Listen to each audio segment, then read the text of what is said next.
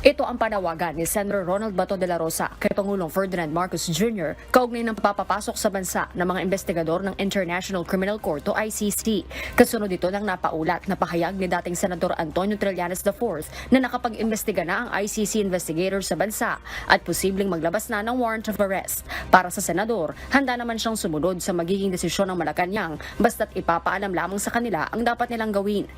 Para tayo sinaksak sa likod niyan kapag gano'n, di ba? Dapat magkayo kami kung pumayag kayo. Hindi na yung patago na magugulat na lang tayo, di ba?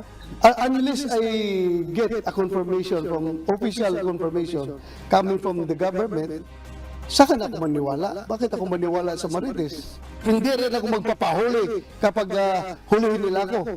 Dahil sabi nga ng presidente natin na hindi siya papayag.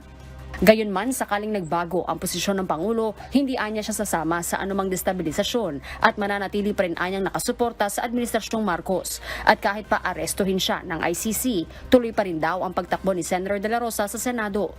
God knows what's best for me. Pag sinabi niya, pinakadabi sa iba to is doon ka sa loob ng kulungan, tunod ako kay Lord. Ako doon lang ko sa silda mga panya. Diba parang elected ako? Ang chances para manalo, bahala ng taong bayan. I leave it up to the people kung gusto nilang papanalunin yung isang senador na i-re-elect yung senador na nasa loob ng kulungan. Kung makulong man ako. Bagaman wala pa niya siyang kumpirmasyon kung nakapasok na sa bansa ang ICC, umaasa sa Senator de la Rosa na mabibigyan siya at si dating Pangulong Rodrigo Duterte ng proteksyon mula sa gobyerno. Samantala, posible namang bumalik sa politika si dating Pangulong Rodrigo Duterte. Sa isang panayam, sinabi nito na handa siyang tumakbo muli kung magkakaroon ng matinding dahilan. Kontento na anya siya sa naging panahon niya bilang Pangulo, pero mapipilitan umano siyang bumalik kung kakailanganin para magsalita sa mga mahahalagang issue. I might run for senator.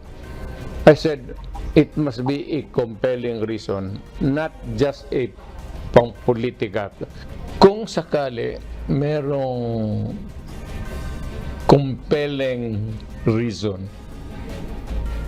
na kailangan ang boses ko, pwede kasi magsalita ako sa civilian, but wala kang platform, not unlike a senator. Hardy Delgado, UNTV News and Rescue. Diyos ang aming sandigan, serbisyo publiko ang aming pinahahalagahan.